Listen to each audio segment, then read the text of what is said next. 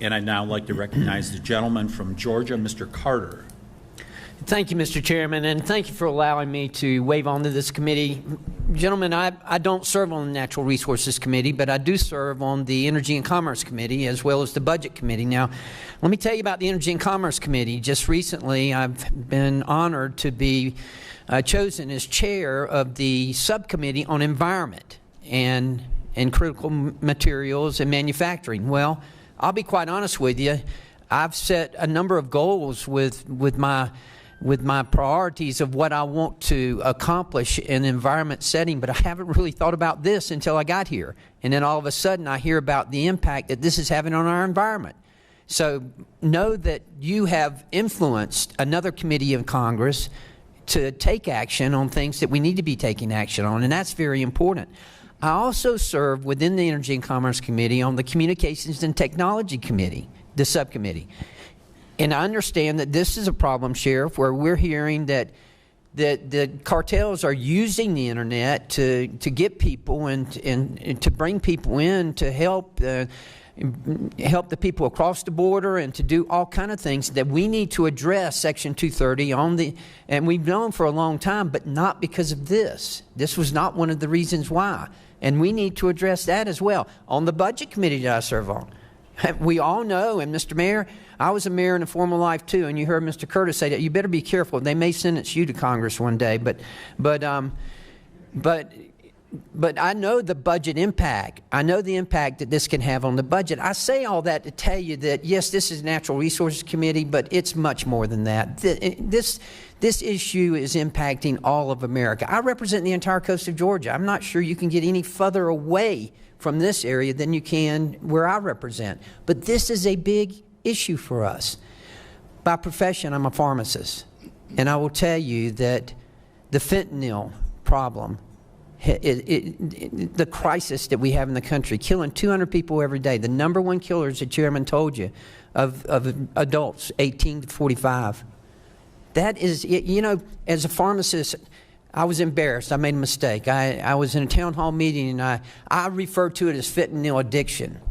And a mother stood up and corrected me, as she should have, and she said, no, sir, it's not fentanyl addiction. She said, my son took one pill, and he's dead. It's fentanyl poisoning. It's poisoning our citizens. And then I hear, Sheriff, that the price of fentanyl has plummeted. And you know what? Simple economics is just telling you supply and demand. The supply in America right now is decreasing the price. What can we do to help you in that respect? I know we need to address it, Sheriff, on the internet. Now, I'm going to do that when I get back to Washington. I'm going to do that. I'm going to address that and explain to my colleagues why we need to do this. How else can we help you? Well, Congressman, I'll say two things. The war on drugs needs to be readdressed. We're losing so many good Americans every day, especially our young ones, that are attached best friends to social media. That's a tragedy. It's a true tragedy. The second thing is this: we got to hold social media accountable, and I appreciate the hearing you all just did in D.C. here just recently. I think you made an impact on that. And I'll say this to you: when you can go on social media right now, anyone in this room to include yourselves, and buy a fentanyl pill and it's delivered to your house, in our community we call that a drug dealer, but for some reason they're immune from doing that. Something's got to change on that, and thank you for doing what you're saying. Well, thank you, and thank you for bringing that to my attention. Folks, this is the 8th time in the 10 years that I've been a member of Congress and I've been to the border. Every time it's gotten worse, and now it's worse. I want to tell you what I've learned since I've been here, and this is important. First of all, I want to continue to thank Customs and Border Patrol agents for the outstanding work that they are doing, the outstanding work that they continue to do. I learned today, or during this trip, that we've got more non-Mexicans coming across the border than we do Mexicans. I didn't know that before I came down here. That's got to be of concern to us. I also learned of that the fentanyl, the price of the fentanyl has plummeted. That tells us the supply. But Sheriff, you made a comment that I think all of us are going to take with us, and that is that this is not an immigration problem. This is an organized crime problem.